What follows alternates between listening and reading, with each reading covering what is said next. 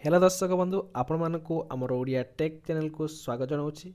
बंधुगण आजिका समय रे प्राय समस्तंकर आधार कार्ड रही एवं समस्तंकर आधार कार्ड मध्य अत्यंत आवश्यकता रही हेले से आधार कार्ड सहित निजर मोबाइल नंबर मध्य लिंक आवश्यकता रही। जदि आपणक आधार कार्ड रे क्यों मोबाइल नंबर लिंक अच्छी किंबा मोबाइल नंबर लिंक अच्छी ना नहीं ताहा जानिबा को चाहूचंती ताहले वीडियोटी को आरंभ शेष जाए देखंतु एवं जदि प्रथम करी आम चैनल को देखुचंती ताहले चैनल को सब्सक्राइब करिया सहित पाखरे थिबा बेल आइकन दबे ऑल नोटिफिकेशन को मध्य क्लिक कर दियंतु जहा फଳରେ कि आमर नुआ नुआ इनफॉर्मेटिव वीडियो गुड़िक मध्य आपण माने अति सहज रे जानि परिबे। तो चलंतु आपण माने निज मोबाइल माध्यम रे केमिति आपणकर आधार कार्ड सहित क्यों मोबाइल नंबर लिंक अच्छी ताहा जानिबे किपरि से माध्यम रे आपण मानकु जणैदेबी। देखंतु प्रथमे आपण माने निज मोबाइल रो क्रोम ब्राउजर को ओपन करिवे। देखंतु मु ए मोबाइल रो क्रोम ब्राउजर को ओपन कली एवं क्रोम ब्राउजर को ओपन कर सारा परे एठी जो सर्च बार अच्छी बा सर्च बॉक्स अच्छी ए सर्च बॉक्स ऊपर क्लिक करिवे। सर्च बॉक्स ऊपर क्लिक कले ए लिखिबे आधार कार्ड।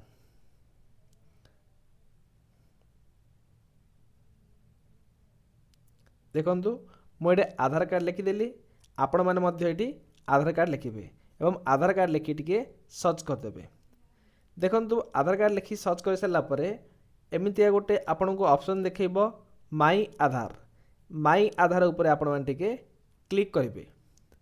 जेते बेले माई आधार ऊपर क्लिक करिवे ताले आपण मानकर टिके प्रोसेसिंग हबो। तापरे एमिति नुआ गोटे पेज ओपन हो जिवो। ओपन हो सारा परे आपण मान टिके स्क्रोल डाउन करी तळକୁ आनिबे एवं तळକୁ आसिला परे देखंतु मु आपण मानू देखै दउची एठी आधार सर्विसेस आसीबे। देखंतु एठी लिखा हिथिबो आधार सर्विसेस। ए आधार सर्विसेस रे देखिबे देखंतु लिखा हिची वेरीफाई एन आधार नंबर तापरे वेरीफाई ईमेल मोबाइल नंबर एमि सबु लिखा जायछि। तो आपण माने प्रथम ऑप्शन टाको वेरीफाई एन आधार नंबर एटा टिके आपण माने क्लिक करिवे। देखो मु वर्तमान क्लिक कर दूची एवं एठी क्लिक कर सारा परे आपण मानकु एमितिया गोटे पॉपअप आसीबे। एठी आपण क्लोज कर देबे टाको क्लोज करिकरी सीधा टिके स्क्रॉल डाउन कर तळକୁ जिवे। देखंतु तळକୁ गला परे ए टिके देखिबे एठी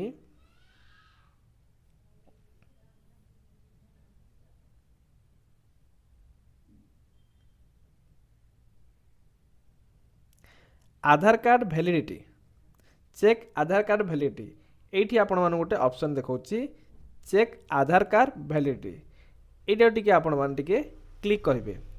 क्लिक कर सारा परे आपणकर जो आधार कार्ड अच्छी से आधार कार्ड रे जो थिबा 12टी नंबर ए 12टी नंबर एठी फिलअप करिवे। फिलअप कर सारा परे एठी कैप्चा टिको फिलअप करिवे। फिलअप कर सारा परे पुणी आउथरे लिखा हिची एटे प्रोसीड ऊपर क्लिक करिवे। कौन करिवे देखंतु मु आउथरे कहि दूची आपण मानकर आधार कार्ड रे 12टा आधार कार्ड नंबर रही 12 डिजिट रो ता सहित एठी जहा कैप्चा लिखा जाइछि जेमिति लिखा जाइछि आपण माने एठी सेमिति लिखिबे एवं प्रोसीड ऊपर क्लिक करिवे। देखंतु मु आपण मानको पुणी थरे देखै दूची मु वर्तमान मोर 12 अंक विशिष्ट आधार कार्ड नंबर को एठी क्लिक कर देली ता सहित बे हम कैप्चा को देबा। कैप्चा कौन लिखाई ये जहाँ जहाँ लिखा जाइए आम देखिए ताकू फिलअप करवा।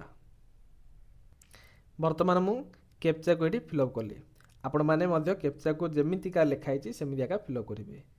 पुणी आउे कौन करवा ये जो अच्छी प्रोसीड ये प्रोसीड उपर टिके क्लिक करेंगे। मु बर्तमान प्रोसीड उपर क्लिक कली।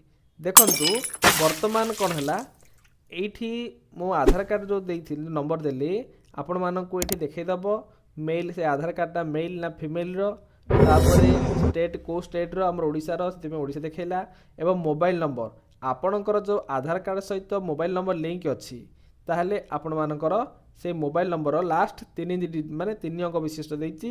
लास्ट आपण मानक मोबाइल नंबर देखंतु जदि आपणक मोबाइल नंबर लास्ट जहाँ थिबो 3 रे थिबो से मोबाइल नंबरटा आपणकर आधार कार्ड सहित लिंक अच्छी ସେଥିପାଇଁ ଆପଣମାନେ ଜାଣିପାରିଲେ ଯେ ମୋବାଇଲ ନମ୍ବର କେଉଁ ନମ୍ବରଟା ଆଧାର କାର୍ଡ଼ ସହିତ ଲିଙ୍କ ଅଛି।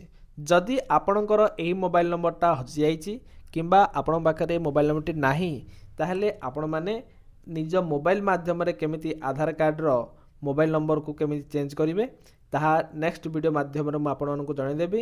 ସେଥିପାଇଁ ଚ୍ୟାନେଲକୁ ସବସ୍କ୍ରାଇବ୍ କରି ପାଖରେ ଥିବା ବେଲ୍ ଆଇକନ୍କୁ କ୍ଲିକ୍ କରି ରଖନ୍ତୁ।